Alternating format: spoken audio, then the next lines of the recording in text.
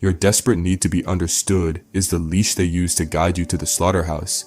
You spend your days bleeding energy, trying to prove your worth, reacting to every cheap provocation, and seeking validation in gazes that don't even see you. The common belief, the one they sold you from birth, says that caring is a sign of empathy, of humanity, of connection. Machiavelli would laugh at your naivete. On the chessboard of power, caring is not a virtue, it's a blind spot. It's an oil leak in a machine that should be shielded. The world is not a field of flowers. It's an arena of perceptions.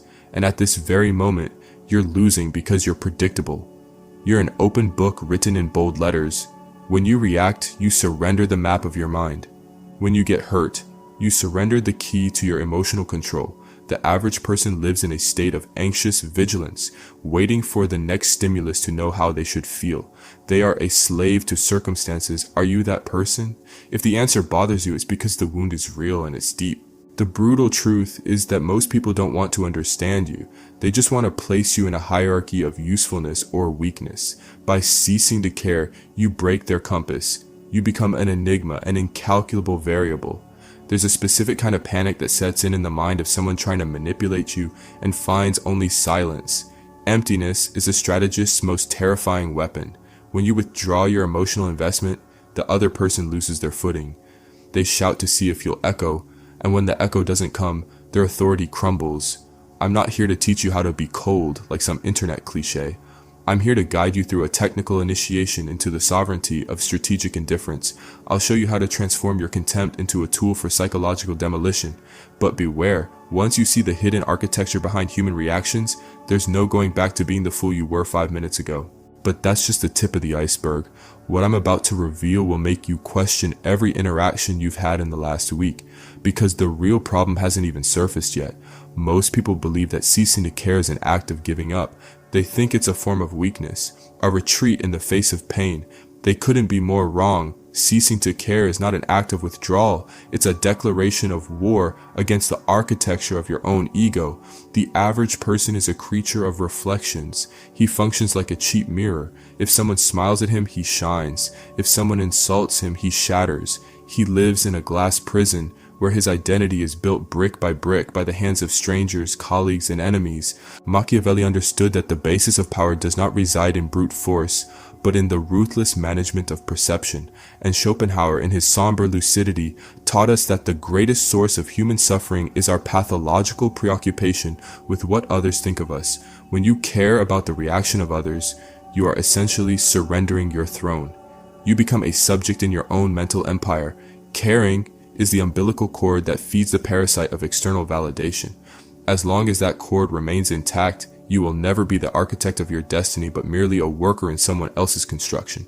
Lift your gaze. Understand that social reality is a dance of masks over an abyss of insecurities. The panic you observe in others when you stop reacting is not a result of your malice, but of their loss of reference point. The manipulator needs you to feel fear. The needy person needs you to feel pity. The arrogant person needs you to feel inferior. When you remove your emotional burden, their stage crumbles. They cease to be protagonists of your story and become insignificant extras in a script you yourself are writing.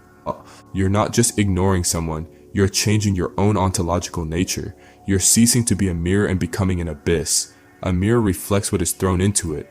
An abyss simply consumes what falls into it without altering its depth. That is true mental sovereignty, to be untouched by the fire of others' passions and the poison of social expectations. If you are able to look at chaos and not feel the urgency to fix the image others have of you, you become the most dangerous predator in the room, the one who cannot be emotionally blackmailed. But there's an even deeper layer. To master this weapon, you need to understand the invisible mechanism that keeps men chained to the fear of being ignored. Now pay attention, because the next point changes everything. Imagine that every human interaction is a silent exchange of electricity. When someone provokes you, deliberately ignores you, or tries to belittle you, that person is casting an emotional hook in the dark, desperately hoping you'll bite. Their goal isn't just to hurt you, it's to feel they hold the key to your state of mind. The other person's ego is a parasite that feeds on your reaction. The hidden mechanism here is what we call validation mirroring. Human beings are biologically programmed to seek confirmation from others that their presence makes a difference, whether through love, fear, or hate. When you stop caring, you cut off the oxygen supply to that system. You become a psychic blind spot. The panic you observe in them is not caused by any action of yours, but by their sudden realization of their own insignificance in the face of your imperturbability. If you don't react to the insult, the poison dies in the throat of the one who uttered it. If you don't seek approval, the throne of the one who considered themselves superior instantly turns to ashes. Power, understand once and for all, is not something someone possesses. It's something you grant through the investment of your attention. Machiavelli knew that a strategist who appears impenetrable generates a type of fear that doesn't stem from physical violence, but from absolute uncertainty. The human mind abhors a vacuum. When you withdraw your reaction, you create an abyss of information. The other person, helpless, begins to project their own fears and insecurities onto this void. Why didn't he fight back? What does he know that I don't? Have I lost my relevance? This is where their manipulation turns against them. They begin to stumble over their own words, to overcompensate, to silently humiliate themselves to regain control of your attention. You don't need to lift a finger to destabilize an opponent. Simply remove the emotional oxygen they expect to consume. Most people are addicted to social drama because conflict makes them feel like they exist. By denying them this feast, you leave them hungry and desperate. They panic because deep down, the only thing that kept them safe was the belief that they could predict your next move. Now you are a cold, dense, impenetrable fog. But beware, to master this vacuum, you need to identify where you've been failing miserably. And that leads us to the most humiliating mistake you've been making without realizing it. Observe the average man when he is ignored or challenged. He is an open wound that walks to... His first instinct, almost animalistic, is to explain himself. He tries to justify his intentions, tries to prove that he is good, that he is intelligent, that he deserves respect. He talks too much, gestures too much, occupies space with a noisy and needy energy. Every time you rush to explain yourself to someone who has devalued you, you are in fact on your knees, begging for permission to exist. It is the most humiliating mistake a man can make, to transform his own value into a commodity that depends on the seal of approval of others. Reaction is the language of slaves. When you react with anger, you confess that the other has the power to burn your peace. When you react with sadness, you admit that their blade has struck your core. The mediocre believe that asserting oneself means shouting louder, but the strategic truth is the opposite. Those who shout are desperate to be heard because deep down they know they have no real authority. The reactive are predictable, and the predictable are easily disposable. You have been a plaything in the hands of inferior minds because you surrender your emotional gold at the first provocation. You bleed in public and then wonder why the sharks are circling. Machiavelli observed that a prince's greatest vulnerability is his own vanity. The fool is the one who wants to be seen as powerful, while the wise man is content to be the invisible power. The weak pattern is this feverish need to correct injustice or show the truth. Understand, truth needs no defense. It simply exists. By trying to convince others of your importance, you are only confirming your own insecurity.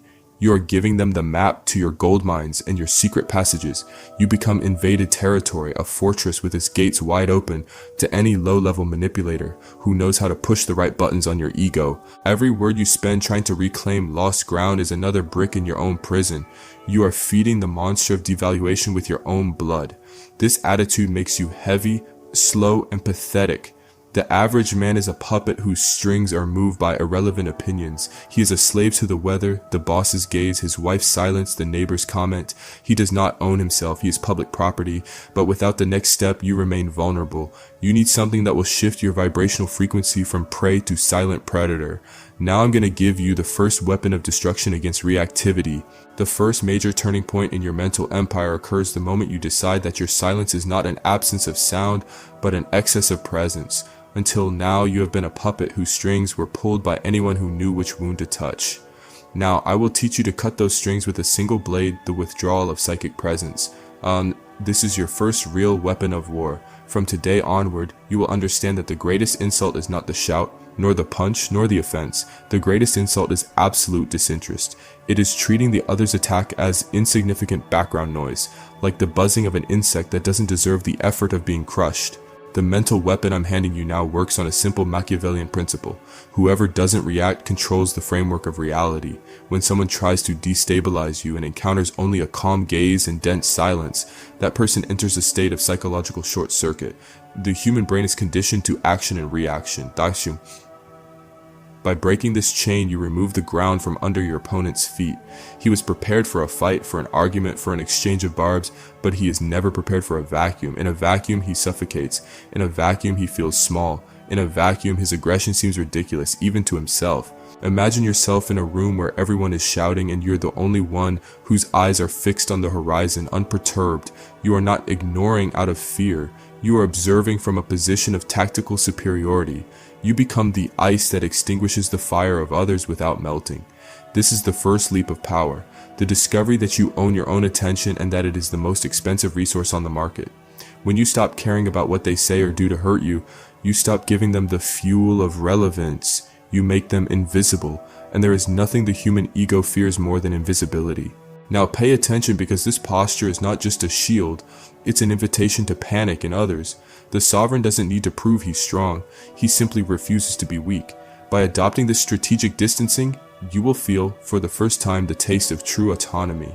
You will cease to be the boat tossed by the waves and become the ocean, deep and untouchable.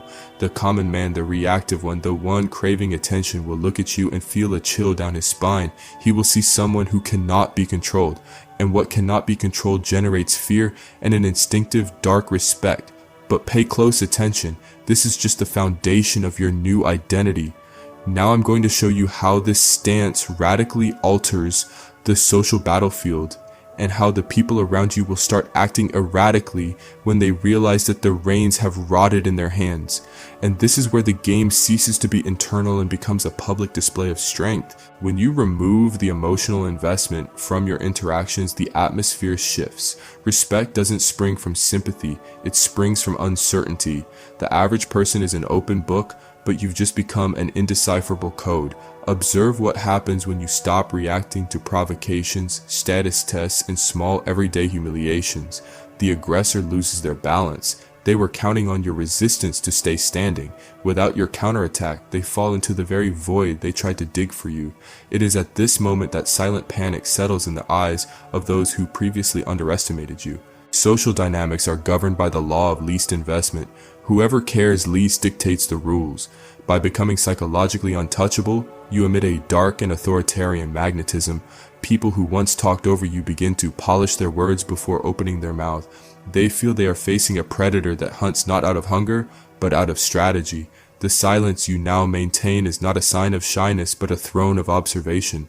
They try to fill this silence with nervous laughter, unnecessary explanations, and a pathetic search for a sign that you are still there. But you are not. You have retreated to your inner fortress, and from there, you merely watch their masks melt away. This stance radically alters control over the environment. The manipulator who previously used your guilt or fear as a remote control now presses the buttons and realizes the device has been switched off. He becomes desperate. He will try to be more aggressive than excessively kind, and finally, he will try to victimize you. If you remain still, if you continue to ignore his theatrics, his authority is shattered. You become the gravitational center because you are the only stable element in a sea of hysterical reactivity. Your indifference is an icy barrier that no other ego can penetrate. The effect is hypnotic. Those around you begin to crave your approval precisely because you stopped offering it. Human beings are slaves to what they cannot possess. By denying them access to your emotions, you become the object of their desire and fear. They begin to revolve around you, trying to decipher the code of your coldness, trying to understand what kind of hidden power you've discovered. They sense that you've leveled up, that you've access to truth that renders them obsolete. And they're right. You are no longer the resource. You are the system, but beware, because social victory is only a symptom of something much deeper and more dangerous happening inside you. The external game is won, but the real problem hasn't fully surfaced yet. Now pay attention, because this is where the issue reveals its true face and delves into the roots of what has kept you trapped. Don't be seduced by the spectacle of others' panic. What you've seen so far is victory on the external battlefield, but the bloodiest and most silent wars are fought in the dark corridors of your own psyche. The deepest layer of this mystery isn't about how they react to you. It's about why, for so long, you gave them the right to judge your existence. The real problem was never their malice, but your emotional begging. You cared because deep down, you still carried a child hungry for a look that would confirm your worth. Schopenhauer warned us that the world is our representation, and if your world was in ruins, it's because your internal representation was one of absolute lack. You were seeking in others the missing piece of your own puzzle. This need for validation is a parasite that lodges itself at the base of the spine and whispers that you are only real if someone notices you, loves you, or hates you. As long as this need exists, you will be a slave even if you wear a crown. Your disinterest cannot be a theatrical technique. It needs to be an identity death. You need to kill the self that needs others. Most men who try to stop caring fail miserably because they do so expecting a result. They glance out of the corner of their eye to see if the other person is already panicking. If you do that, you're still chained. You're not being sovereign, you're being a needy manipulator. True mental sovereignty is born from total detachment from the outcome. It's the realization that the opinion of a mediocre person has the same weight as the buzzing of a fly in a desert. It exists, but it doesn't alter the geography of the terrain. You need to confront the existential void of no longer being the nice guy, the attentive one, or the predictable one. The panic they feel is merely an echo of the void you created by withdrawing your energy, but for that void to be permanent and absolute, you must fill it with your own self-sufficient presence. The sovereign is the self-sufficient one. He is the sun itself. He does not orbit around cold planets in search of light. The deepest layer reveals that the fear of being ignored is in fact the fear of being alone with one's own insignificance. When you embrace this solitude and transform it into a fortress of self-mastery, the world loses the power to hurt you. You become the architect of a reality where the other is merely a guest, never an owner. But pay attention, because now we've reached the tipping point. You're about to cross a border from which there is no return. From now on, the game is no longer about behavior, but about who you have become. And it is here that your old self will be left behind like dead skin. You've reached the limit of what technique can offer you. Until now, you are merely playing a role, using silence and indifference as if they were elegant clothes to hide a vulnerable nakedness. But real power isn't a costume you put on in the morning and take off at bedtime. The point of no return is the exact moment when strategy ceases to be something you do and becomes who you are. It's the alchemical fusion between the mask and the face. The man who sought approval, who trembled before a social vacuum, or who felt the visceral need to be validated no longer exists. He is a corpse you left behind on the road to sovereignty. At this stage, the panic you cause in others is no longer a goal. It's merely a side effect of your existence. You don't try not to care. You simply inhabit a frequency where what they think or don't think no longer has the critical mass to alter your mood. You've become a stranger in your own social life, someone who observes the human theater with the cold clarity of a coroner. The break with your old self is violent because it demands the sacrifice of your performative kindness. You no longer want to be the nice guy or the understanding one. You've accepted being the villain in the narrative of those who can't control you. Machiavelli taught that it is far safer to be feared than loved when one cannot be both. In your case, the fear you inspire stems from your absolute unpredictability. People around you feel they have lost access to their inner codes. They look into your eyes and no longer find the reflection of their expectations, but a calm abyss that returns them to their own distorted image. This is what we call identity shift, the transition from reactivity to centrality. You are no longer a satellite orbiting anyone's ego. You are the dark, dense, and sovereign star whose gravitational field is so strong that nothing, not even the light of flattery or the fire of criticism, can escape without being consumed. Feel the weight of this new identity. It is cold, it is solid, and it is lonely. The price of freedom is the loss of the company of those who could only coexist with your weak version. The point of no return is when you realize you prefer the respect that comes from your silence to the affection that came from your submission. You are now an ice fortress in a world of mud, and it is here, in this state of dark grace, that the game ceases to be external and becomes purely internal. But make no mistake, the journey is not over yet. Now that you're a different person, you need to understand how this new skin becomes an unwavering philosophy of life. Now comes the part that changes everything, where your new identity transforms into a worldview capable of bending reality. At this level, indifference ceases to be a shield and becomes your very atmosphere. You are no longer trying to be cold, you are the cold. The philosophy that now runs through your veins is that of the sovereignty of emptiness. Understand, the outside world is a storm of projections, fears, and the desires of others. The average person spends their life trying to build shelter from this rain. desperately seeking an umbrella of approval so as not to drown in their own insignificance. You, however, have become the storm itself. Nothing they throw your way can reach you, because there is no longer a surface of attachment where insult or validation can adhere. You are the void that swallows light and sound. Machiavelli understood that order is born from subdued chaos. By ceasing to care, you impose absolute order upon your personal universe. The panic emanating from those who try to destabilize you is the involuntary recognition of your tactical divinity. They collapse because in your presence the laws of social physics cease to function. The manipulator is accustomed to slaves who react. Encountering a master who observes in silence is the nightmare of any inflated ego. You are no longer a reflection in their mirror, you are the mirror itself, returning to them the raw and pathetic image of their own fragility. To live under this aegis is to embrace an aristocratic solitude. It is to understand that most human connections are based on a parasitic exchange of weaknesses, and that by becoming psychologically self-sufficient, you naturally become rare. And what is rare is expensive. Your presence now has gravitational weight. Your silence has the authority of a decree. Your word, when spoken, has the edge of an ice razor. For it is not born from the need to please, but from the need to define reality. You have transformed your mind into a cathedral of silence, where the noise of the world is merely background noise that cannot shake the pillars of your will. This is the final elevation, realizing that the power others wielded over you was never theirs but your own, and now that this permission has been irrevocably revoked, you are the sole sovereign of your shadow empire. You no longer need to fight for respect is a shadow your strength naturally casts upon the ground of others' mediocrity. Now pay attention, because we have reached the final rite, where the game ends and your new existence truly begins. The rite of passage is complete. The man who began this journey with eyes hungry for approval and a chest open to the blades of others is left behind, buried under the weight of his own discovery.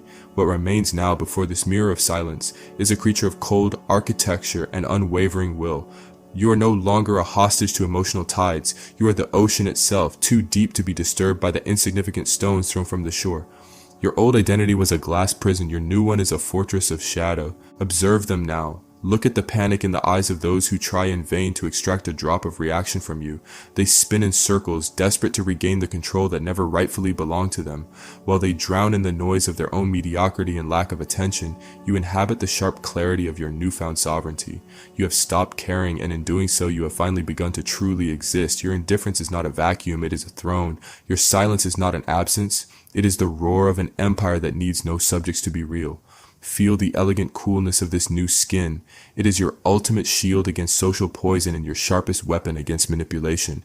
You are now part of a rare lineage of minds that have understood that true power lies not in being noticed, but in being untouchable. The game isn't over, it is simply leveled up, and now you dictate the rules of the board while others merely try to survive in your vacuum. If this truth resonated with the darkest and most lucid part of your soul, if you are ready to inhabit this state of power, leave your mark below. Comment, Sovereign of the Void, to seal this pact with your new identity before this brotherhood. This is not just a channel, it is a refuge for the few who prefer the freedom of the abyss to the comfort of prison. Sign up to strengthen the walls of your mental fortress and ensure that your inner fire is never extinguished by the ice of the world. Silence is our language, strategy is our prayer, power is our sole destiny.